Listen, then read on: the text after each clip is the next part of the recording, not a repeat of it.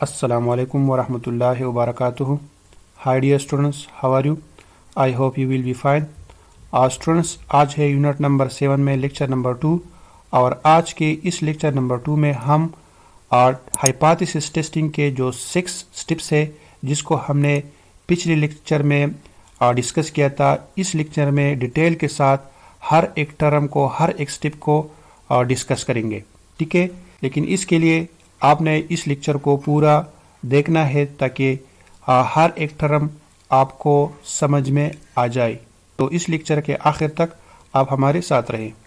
अच्छा स्टूडेंट्स, पिछले लेक्चर में हमने कहा था कि हाइपोथेसिस टेस्टिंग के 6 स्टेप्स होते हैं।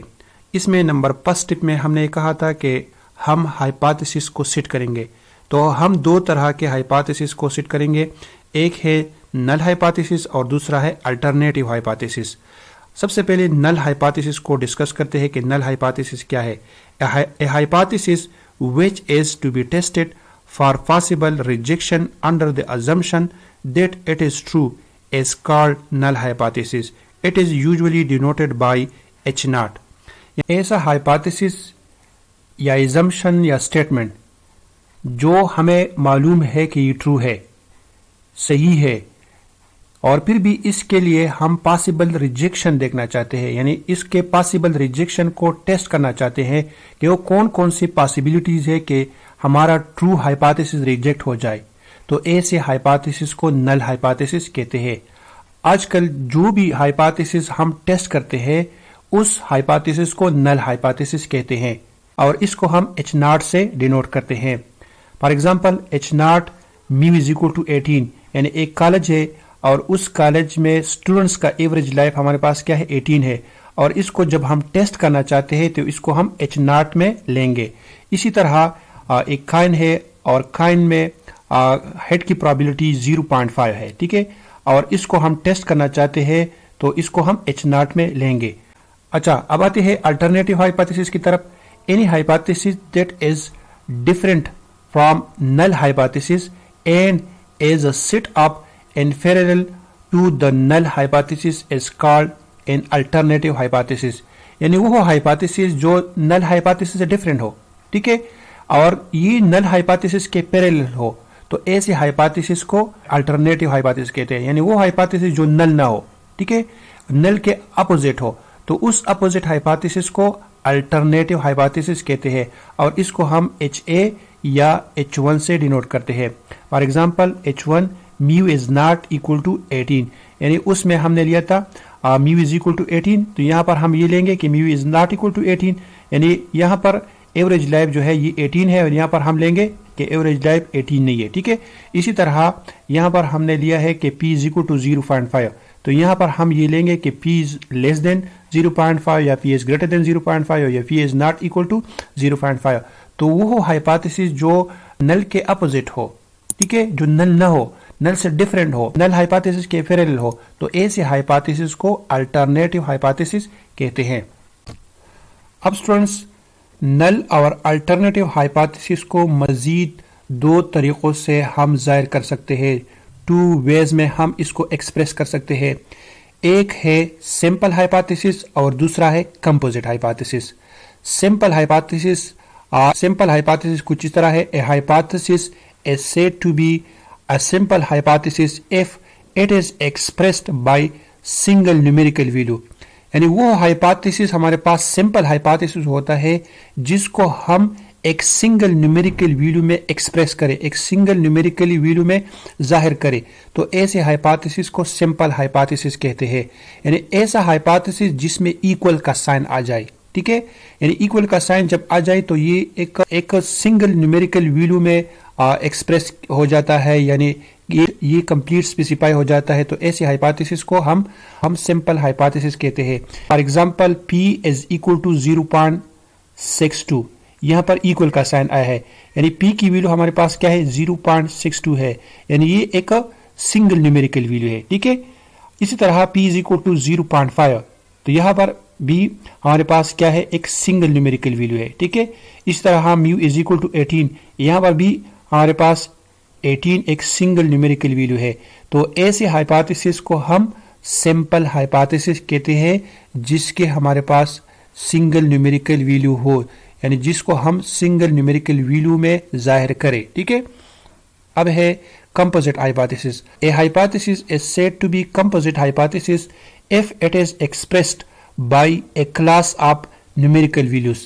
यानी वो hypothesis composite hypothesis कहलाती है जिसमें हमारे पास एक से ज्यादा न्यूमेरिकल वैल्यू हो। ठीक है, यानी जिसको हम एक से ज्यादा न्यूमेरिकल वैल्यू में एक्सप्रेस करे, जाहिर करे, तो ऐसी हाइपोथेसिस को कंपोजिट हाइपोथेसिस कहते हैं। यानी जिसमें हमारे पास इक्वल के साइन के अलावा जितनी भी साइंस हो तो उसको हम कंपोजिट हाइपोथेसिस कहते हैं। For example, literacy rate in Pakistan is less then 30%, यानी P इज लेस देन 0.30। ठीक है, तो यहां पर हमारे पास साइन आया है लेस देन 0.30, तो यानी यहाँ पर लेस देन 0.30 का मतलब ये है कि 0.30 से जितनी भी वैल्यूज हम नीचे चले जाते हैं, यानी ये 0.29 भी आ सकता है, 0.28 भी आ सकता है, 0.27 भी आ सकता है, एंड सो ऑन। तो यहाँ पर हमारे पास एक से ज्यादा न्यूमेरिकल वैल्यू आ सकती है, तो ऐसे हाइपोथेसिस को हम कंपोजिट हाइपोथेसिस कहते हैं। इसी तरह म्यू इज ग्रेटर देन 4, यानी ग्रेटर देन 4 का मतलब यह है कि 5 भी आ सकता है, 6 भी आ सकता है, 7 भी आ सकता है, 8 भी आ सकता है, एंड सो ऑन। तो यहाँ पर भी ये कंप्लीट स्पेसिफाइड नहीं है, तो ऐसे हाइपोथेसिस को कंपोजिट हाइपोथेसिस कहते हैं। इसी तरह इन दो साइंस के अलावा नॉट इक्वल का साइन भी कंपोजिट हाइपोथेसिस में आ सकता है। ठीक है, तो जब भी हमारे पास लेस या ग्रेटर या नॉट इक्वल का साइन आ जाए तो इसका मतलब यह है कि ये हमारे पास कंप्लीटली स्पेसिफाई नहीं है, यानी इसमें हमारे पास एक से ज्यादा न्यूमेरिकल वैल्यू होंगे, तो ऐसे हाइपोथेसिस को हम कंपोजिट हाइपोथेसिस कहते हैं। ठीक है, अच्छा स्टूडेंट्स, चूंकि जब हम पॉपुलेशन पैरामीटर को टेस्ट करते हैं और पॉपुलेशन पैरामीटर को एस्टिमेट करते हैं, तो इसके लिए हम क्या करते हैं, सैंपल डेटा यूज करते हैं। ठीक है, तो सैंपलिंग की वजह से एरर आ सकता है। तो एरर हमारे पास दो तरह के होते हैं, एक को हम कहते हैं टाइप फर्स्ट या टाइप 1 एरर, और दूसरे को कहते हैं टाइप सेकंड या टाइप 2 एरर। ठीक है, तो सबसे पहले टाइप फर्स्ट एरर को डिस्कस करते हैं कि टाइप फर्स्ट या टाइप 1 एरर क्या है। When we reject a true null hypothesis then this is called type first error. यानी जब हम रिजेक्ट करें, क्या रिजेक्ट करें, ऐसा हाइपोथेसिस जो हमारे पास क्या हो, ट्रू हो, यानी सही चीज को गलत करार देना, इसको हम क्या कहते हैं, टाइप फर्स्ट एरर। सही चीज को गलत कहना, ये हमारे पास क्या है, टाइप फर्स्ट एरर है। ठीक है, और टाइप फर्स्ट एरर को हम इस तरह लिख सकते हैं, type first error is equal to reject H not given that H not is true.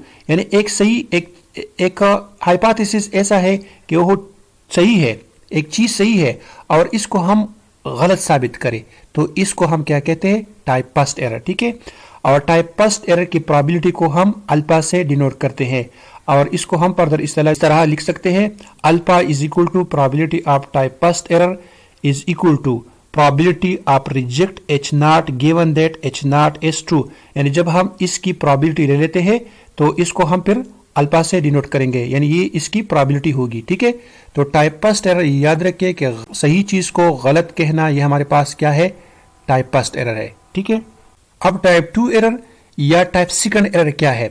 When we accept a false null hypothesis then this is called type second या type 2 error. यानी जब हम एक ऐसा नल हाइपोथेसिस जो क्या है, false है, जो गलत है, और इसको हम कहें कि ये सही है, ये इसको हम एक्सेप्ट करें, तो ऐसे हाइपोथेसिस को टाइप सेकंड एरर कहते हैं। यानी ऐसा चीज जो गलत है और इसको हम सही कहे, तो इसको हम क्या कहते हैं, टाइप सेकंड एरर। और इसको हम इस तरह भी लिख सकते हैं, type second error is equal to accept H not given that H not is false. यानी एक चीज गलत है और इसको आप सही करार दे, इसको आप सही कहे, तो इसको हम क्या कहते हैं, टाइप सेकंड एरर। या इसको इस तरह भी लिख सकते हैं, type second error is equal to accept H not given that H1 is true. यानी H1 क्या है, ये ट्रू है, और आप क्या करें, एच नॉट को एक्सेप्ट करें, तो इसको क्या कहते हैं, टाइप सेकंड एरर। ठीक है, और टाइप सेकंड एरर की प्रोबेबिलिटी को हम बीटा से डिनोट करते हैं। यानी जब हम इसकी प्रोबेबिलिटी लेते हैं तो इसकी प्रोबेबिलिटी कुछ यू लेंगे, beta is equal to probability of type 2 error is equal to probability of accept H not given that H not is false, और beta is equal to probability of type 2 error is equal to probability of accept H not given that H1 is true. ठीक है, तो type 1 error और type 2 error बहुत simple है। Type 1 error में क्या है, जब हम किसी सही चीज को गलत साबित करें तो ये टाइप 1 एरर है, और टाइप 2 एरर ये है कि जब हम किसी गलत चीज को सही करार दे दे या सही कहे तो इसको हम टाइप 2 एरर कहते हैं। ठीक है, समझ में आ गई। अच्छा जी, अब आते हैं एग्जांपल्स की तरफ। नंबर फर्स्ट एग्जांपल कुछ यूं है, if an intelligent student is failed by the teacher, यानी एक टीचर एक काबिल स्टूडेंट को, इंटेलिजेंट स्टूडेंट को फेल करे तो इसको हम क्या कहते हैं, टाइप फर्स्ट एरर। ठीक है, क्योंकि सही चीज को गलत कहना ये हमारे पास क्या है, टाइप फर्स्ट एरर है। ठीक है, इसी तरह सेकंड नंबर एग्जांपल है, इफ द जज फनिश्ड एन इनोसेंट पर्सन, यानी एक ऐसा बंदा जो इनोसेंट है, जो बेगुनाह है, और इसको जज फनिश करे, इसको सजा दे दे, तो ये हमारे पास क्या है, ये भी टाइप फर्स्ट एरर है। क्योंकि एक चीज सही है और इसको गलत करार दे दे तो ये हमारे पास क्या है, टाइप फर्स्ट एरर है।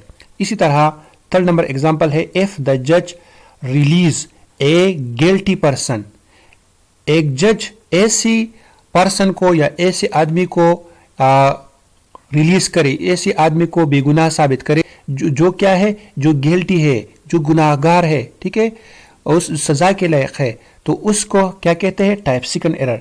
इसी तरह नंबर फोर्थ है, if a vaccine is not effective and we accept it for treatment, यानी एक वैक्सीन ऐसा है जो इफेक्टिव नहीं है किसी बीमारी के लिए, और आप इसको एक्सेप्ट करें कि ये बीमारी के लिए सही है, तो ये भी क्या है, टाइप 2 एरर है। यानी आपने क्या किया है, एक गलत चीज को सही कह दिया, तो ये हमारे पास क्या है, टाइप 2 एरर है। ठीक है, समझ में आ गई। तो टाइप 1 एरर और टाइप 2 एरर ये बहुत सिंपल है।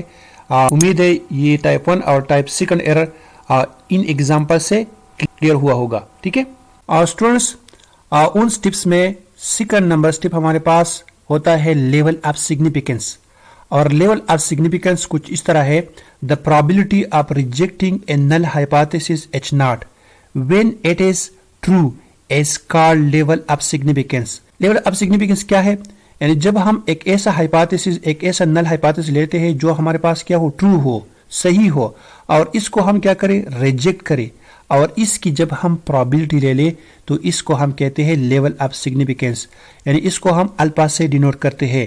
ठीक है, और चूंकि सैंपल की बेस पर हम पॉपुलेशन पैरामीटर को एस्टिमेट करते हैं, टेस्ट करते हैं, तो ऐसा तो मुमकिन नहीं है कि हम ये कहें कि 100% हमारा जो सैम्पलिंग है, हमने जो सैम्पलिंग किया है और हमने जो कैलकुलेशंस की है वो बिल्कुल करेक्ट है, एक्यूरेट है। ठीक है, ऐसा तो नहीं हो सकता, तो इसलिए हम ऐसा गुंजाइश भी रखेंगे अपने पास। हो सकता है जो हमने जो सैम्पलिंग की है या कैलकुलेशंस की है उसमें एरर आया हो। ठीक है, तो उस गुंजाइश को हम कहते हैं लेवल ऑफ सिग्निफिकेंस, और इस गुंजाइश को हम 0.05 या 5% या 0.01 या 1% या इसी तरह 0.10 या 10% अमूमन लेते हैं। ठीक है, समझ में आ गई। तो ये था लेवल ऑफ सिग्निफिकेंस। अच्छा स्टूडेंट्स, जो 6 स्टेप्स हैं हमारे पास, उसमें थर्ड नंबर स्टेप हम लेते हैं टेस्ट स्टैटिस्टिक। यानी थर्ड नंबर स्टेप में हमने ये डिसाइड करना होता है कि हम कौन सा टेस्ट स्टैटिस्टिक यूज करें, आया Z स्टैटिस्टिक यूज करें, T स्टैटिस्टिक यूज करें या F स्टैटिस्टिक यूज करें। तो सबसे पहले हम ये जानते हैं कि टेस्ट स्टैटिस्टिक क्या होता है। ए statistic i.e. a value obtained from the sample data on which the decision is based whether or not to reject the null hypothesis H naught is called a test statistic। यानी ये test statistic क्या है, ये test statistics basically जब हम sample data को use करके उससे एक न्यूमेरिकल वैल्यू हासिल करते हैं, ठीक है, तो उसको हम क्या कहते हैं, स्टैटिस्टिक। समझ में आएगी। और ये स्टैटिस्टिक जो होते हैं अमूमन इन डिफरेंट सिचुएशन के मुताबिक हम डिफरेंट स्टैटिस्टिक यूज करते हैं। तो ये Z स्टैटिस्टिक हो सकता है, टी स्टैटिस्टिक हो सकता है, एस स्टैटिस्टिक हो सकता है, एटसेट्रा। ठीक है, it is to be noted that a test statistic is used to test the hypothesis H not. और ये याद रखें कि ये जो हम टेस्ट स्टैटिस्टिक यूज करते हैं, ये किस लिए यूज करते हैं? ये हाइपोथेसिस एच नॉट यानी एच नॉट को टेस्ट करने के लिए ये टेस्ट स्टैटिस्टिक यूज करते हैं। ठीक है, समझ में गई? तो ये आपने याद रखना है कि थर्ड नंबर स्टेप हमारे पास क्या होता है? Test statistic. यानी इसमें हमारे पास टेस्ट स्टैटिस्टिक को डिसाइड करना होता है कि हम कौन सा टेस्ट स्टैटिस्टिक यूज करें। ठीक है, अच्छा स्टूडेंट्स, थर्ड नंबर स्टेप के बाद हमारे पास फोर्थ नंबर स्टेप होता है। फोर्थ नंबर स्टेप में हम क्या करते हैं? कंप्यूटेशन करते हैं, कैलकुलेशन करते हैं। किस चीज़ की कैलकुलेशन करते हैं? जो स्टैटिस्टिक हमारे पास होता है, जो टेस्ट स्टैटिस्टिक हमारे पास होता है, अगर z हो तो z की हम कंप्यूटेशन या कैलकुलेशन करते हैं, अगर t हो तो t की करते हैं, अगर f हो तो f की करते हैं। ठीक है, और इसकी वैल्यू हम फाइंड करते हैं। ठीक है, नेक्स्ट स्टेप हमारे पास होता है, यानी फिफ्थ नंबर स्टेप, वो हमारे पास होता है क्रिटिकल रीजन। तो अब क्रिटिकल रीजन में हमारे पास दो तरह के रीजन होते हैं। एक हमारे पास होता है एक्सेप्टेंस रीजन और दूसरा होता है रिजेक्शन रीजन। अब एक्सेप्टेंस और रिजेक्शन रीजन क्या है? ए reason where we accept our null hypothesis is called acceptance region, while the region where we reject our null hypothesis is called rejection region। यानी वो रीजन, वो एरिया जिसमें हम अपना नल हाइपोथेसिस क्या करते हैं? एक्सेप्ट करते हैं, तो उस रीजन को हम एक्सेप्टेंस रीजन कहते हैं। और वो रीजन या एरिया जिसमें हम अपने नल हाइपोथेसिस को क्या करते हैं? रिजेक्ट करते हैं, तो उस रीजन को हम क्या कहते हैं? Rejection reason.